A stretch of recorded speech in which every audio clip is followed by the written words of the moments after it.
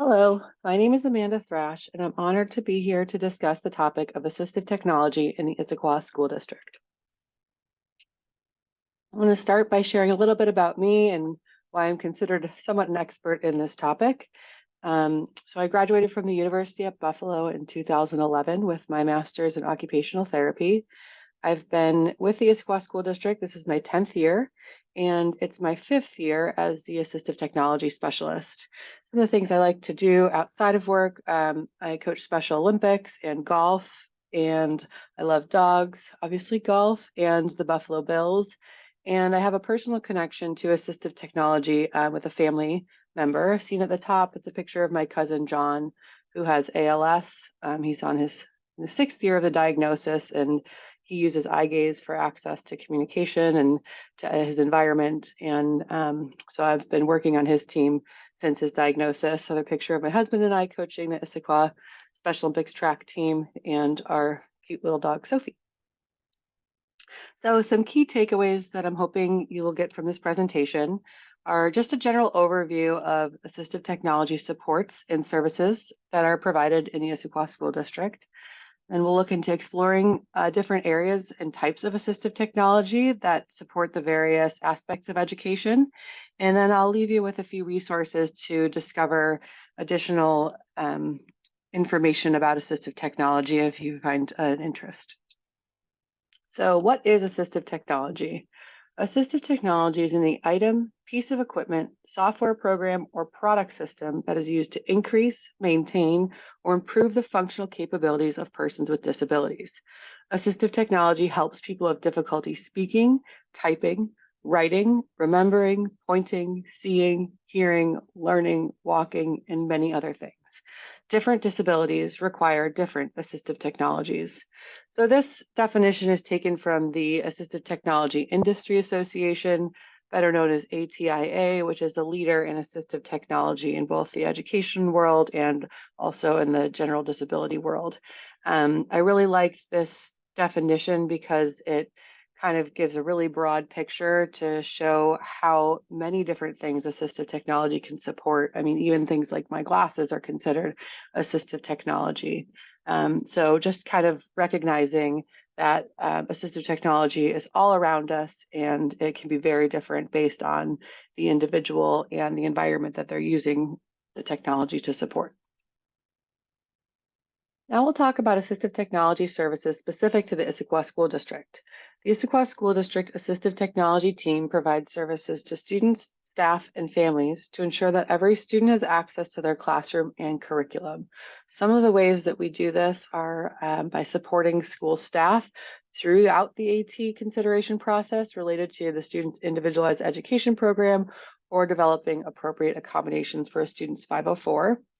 We also provide consultation with school staff around specific AT supports to increase access and universal design for learning. So that could look like working with a teacher to show them how they could use Learning Ally as a resource to have an audiobook read aloud to their whole class, which provides more universal approach, as it may be more beneficial for some students to have that audio while others are following along with the printed text. Could also work with a school team on how to incorporate an augmentative communication device and how to provide educational materials in a digital format. Some additional ways that we provide these services are through equipment trials with a variety of assistive technology and AAC devices. So here in our assistive technology office, we have a variety of medium tech AAC options. We have different types of switches and games and activities for students, environmental control units. I'll get into some of those later. So if those don't sound like something you're familiar with, don't worry. I'll cover those in a bit. We also have different types of mice or keyboards for students who have limited mobility. So those are some of the tools that we have access to. We also order things individually for specific students. As I mentioned, it's highly individualized, so we can custom order anything that we might not have in our library that might be needed for a student, or access the state technology center's lending library. We also offer professional development opportunities. So we have a district program called KITE, where staff have access to a library of pre-recorded professional development courses that lead towards our educational technology or assistive technology resources. So we have recorded trainings on Learning Ally, Co-Writer, and Clicker, and those are programs that are available to our students here in the district. We also offer support for classroom staff with on-site training. So sometimes we'll go in and either have a full team training or work one-on-one with either a specialist or a paraeducator who may not be as familiar with such things such as like an AAC device, where they can learn better ways to incorporate it throughout the student's day, or to really learn how to support a student and encourage the student to use the device more to prevent having what we call assistive technology abandonment, when we prescribe a tool and it ends up not being used and stuffed in a corner because either the student's not confident with it or the staff isn't trained well enough to understand. So we really try to prevent that by providing a comprehensive approach to our assistive technology interventions. So assistive technology in special education. Assistive technology services and supports are determined through an ongoing assessment process in collaboration between the IEP team, the student, the family, and AT specialist. And the IEP team does include the student and family, but I wanted to highlight that just to be clear that those are definitely important factors when we're considering the technology. It's highly individualized based on the student, task, demand, and environment. And the involvement of the AT specialist is really initiated by a member of the school team. So there may be students using assistive technology that don't necessarily require a specialist, because a lot of our special education teachers in their programs are trained in some of these more common assistive technology support, such as text to speech or speech recognition, but some are not. So we're available on a consultation basis through a referral form that we have in the district. And I included this this image is for a framework that we really try to focus our work around. It's by Joy Zabala, who is a very well-known researcher in the assistive technology world. So SET is an acronym for student, environment, task, and tools. So this is really the approach that we take when we work with students around identifying assistive technology, is trying to first look at the students and identify their strengths and then their challenges. And we look across all the areas of specially designed instruction or academic instruction. So reading, math, writing, communication, learning, vision, activities of daily living. So looking at all the strengths and challenges in those areas, and then we look in the environment. So it can be very different, a student trying to use a communication support in PE versus using it in a classroom with 5 other students, where it's very well laid out and the student is intentionally placed in a specific area where it's less distracting, again, as opposed to a gymnasium where it might be a little busier. So it's really important that we look at the environment, and we might recommend a different type of technology based on the environment the student's participating in.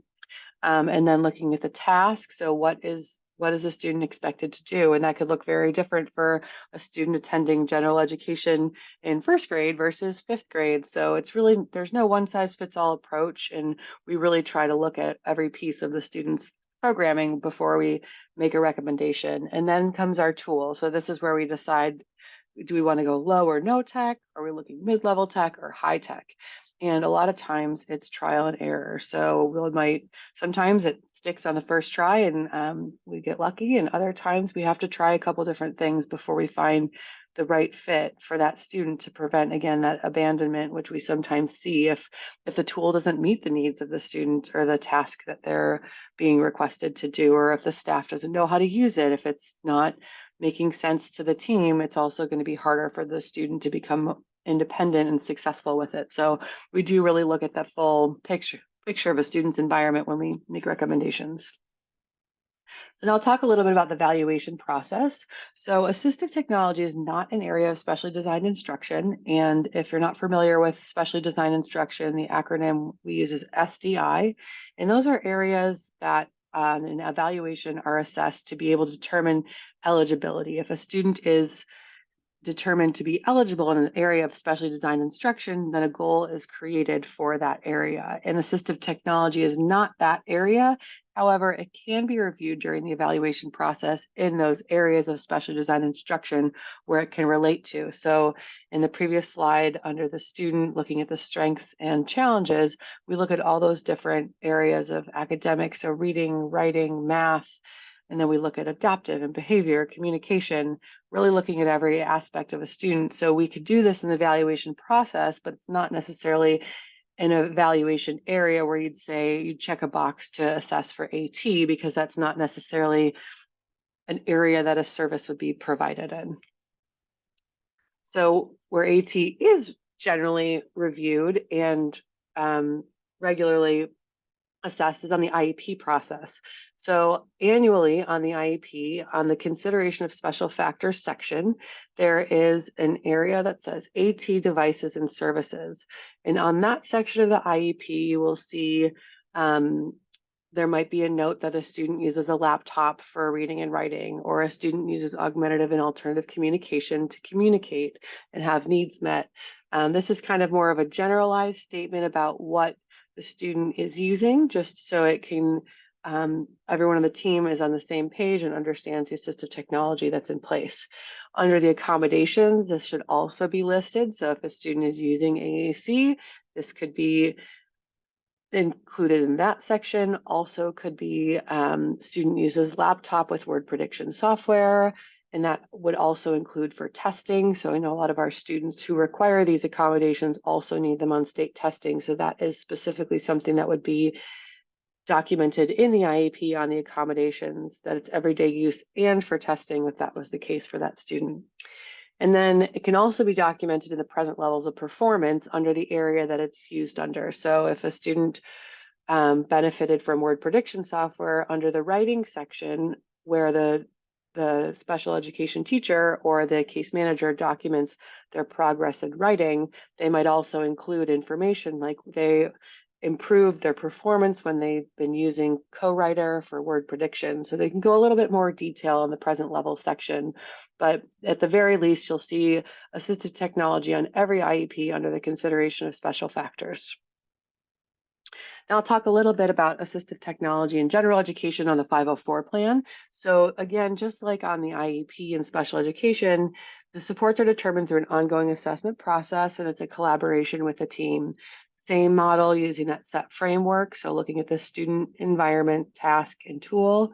And then once those areas are determined, or what accommodations are beneficial for the student or required for them to access their program, it would be included on the 504 plan under accommodations. And then descriptions of the specific tool can be included in that impact statement. And again, similar to on the special education side, involvement of the AT specialist is initiated by a member of the school team through filling out the referral form.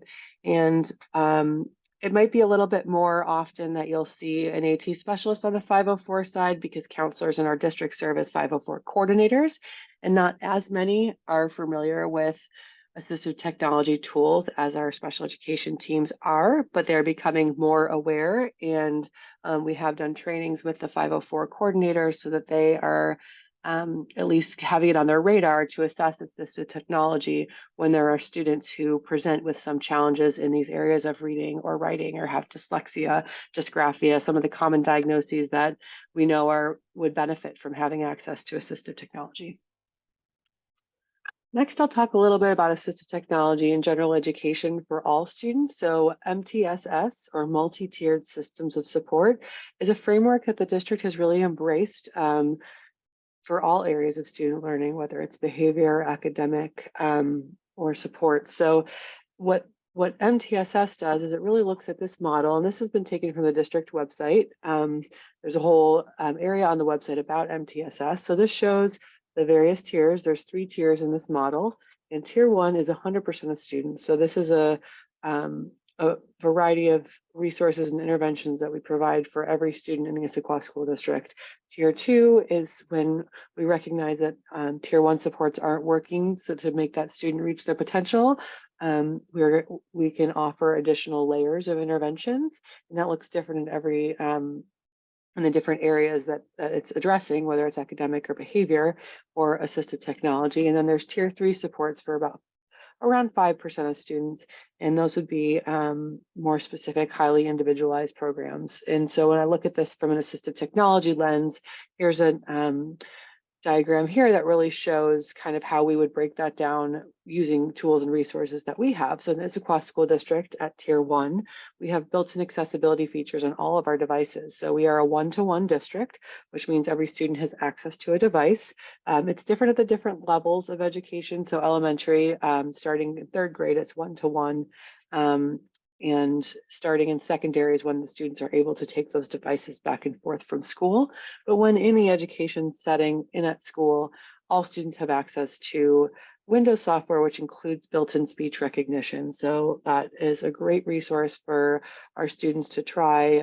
It's great for some students who might have dysgraphia, but it's also great for students who just find it easier to be able to talk out their thoughts. So that's a resource we have available. Our Edge browser has built-in read aloud, so that's available for all of our students. We have Book Creator in the elementary level where it allows students to use speech to text, and it's a great writing resource. It's engaging for students to include pictures and be able to create their own book when they're working on a writing piece.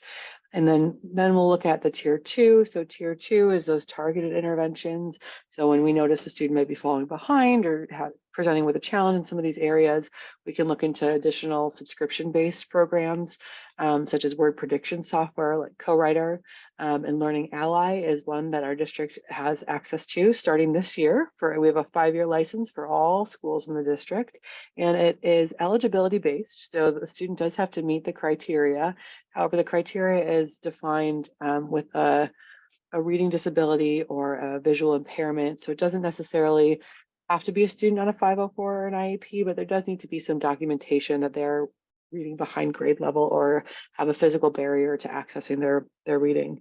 But this program is great. It is a tier 2 intervention that we can provide audiobook access, human read to all students who are eligible. And that would be also providing printed text. So it's a multi-sensory approach, which we know is great for our students with dyslexia. And we're really excited that we have that access now moving forward. And then beyond that is tier 3. So this is around 5% of students. We don't necessarily stick to these numbers, but this is based on a general average of a lot of research that's been done on school populations. So this would be students on an IEP where we'd look at individualized interventions like an AAC device that's custom with specified software that meets the student's needs.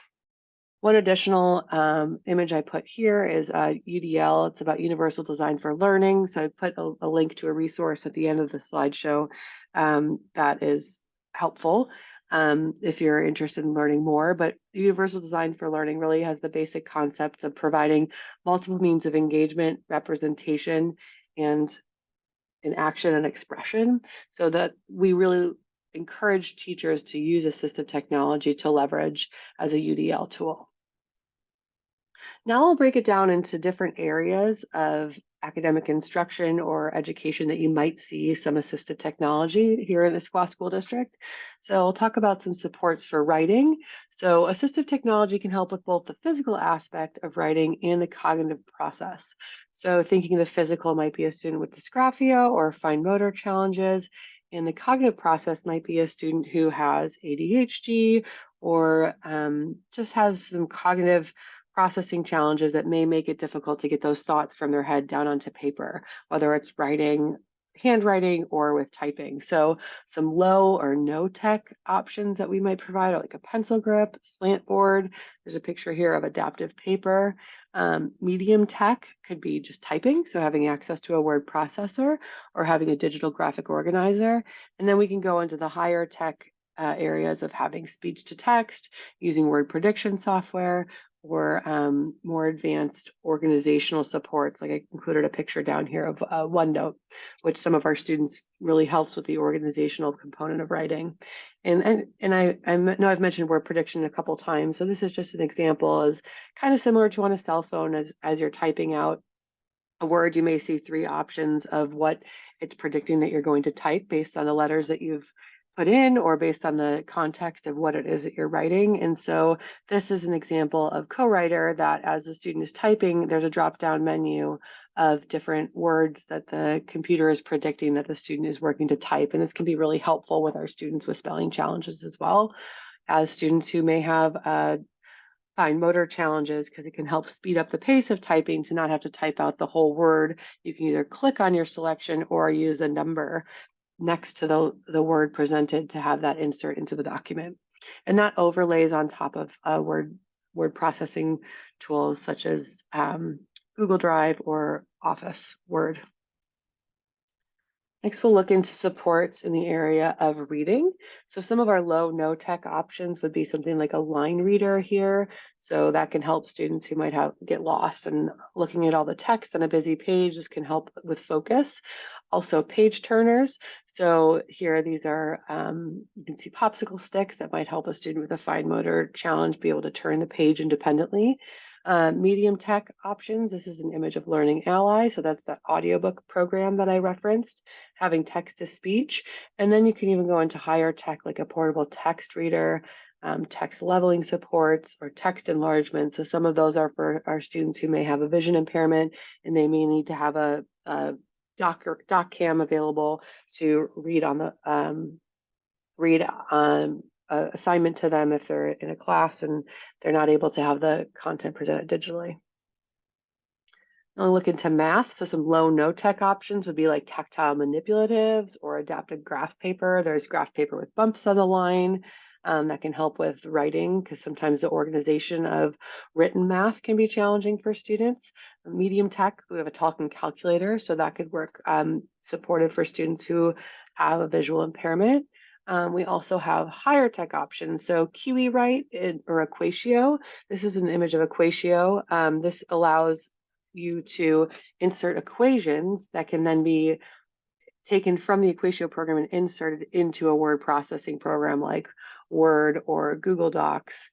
As we know that it can be challenging to try and draw out an equation, this really supports students to be able to organize their work if they're trying to engage digitally. Other ones are IXL, and then math websites and applications. OneNote is another one of our software programs that has a ink to math feature that can support with graphing. It also allows you to do graph paper as a background, which can help, and students can use a stylus to either draw if they have a touchscreen device, or use their cursor or type out the different equations that will then be formatted properly for their specific math curriculum that they're engaged in. Now look into supports for executive function. So some low, no tech would be like a printed visual schedule or organization system. Medium tech could be voice output reminders and time timers. This is a time timer. Some voice output could be using Siri. Hey Siri, remind me to do this at this time. That's a great resource for students on the fly. Students might use their watch. High tech would be computer software. We have iPad apps. This one is CanPlan. So this one you can record a video step by step of a task, and the student can then take that and go and watch the video, complete the step, and then move on to the next one to complete a full task independently. So sometimes that works if a student's coming in and they need to go through their morning routine where they need to put their backpack away, then come back and look at the next step, and that might be going to get their name badge. And that's just kind of an example of something we'll do at somewhere like the ACT program, or if it's in an elementary class, they might have to go put their lunch away.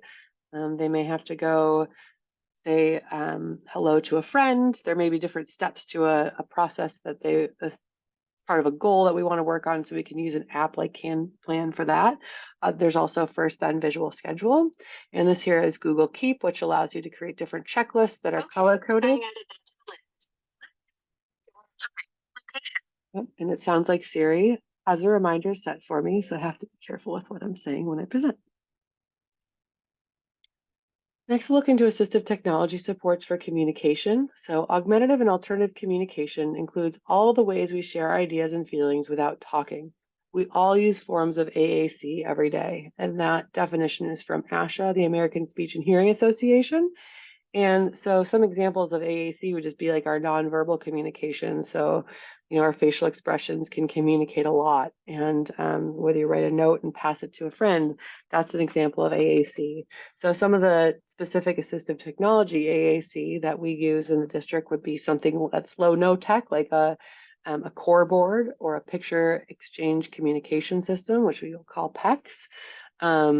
We also use medium tech. So this is a step-by-step. So this can program 3 different messages, and the student would simply press the button and the voice output would happen from there. That can work with a student who might be working on initiating a greeting or making a delivery. We have a Go Talk, so this can be programmed for 9 different messages. We have smaller ones that have 6. It's really individualized based on the student and the task.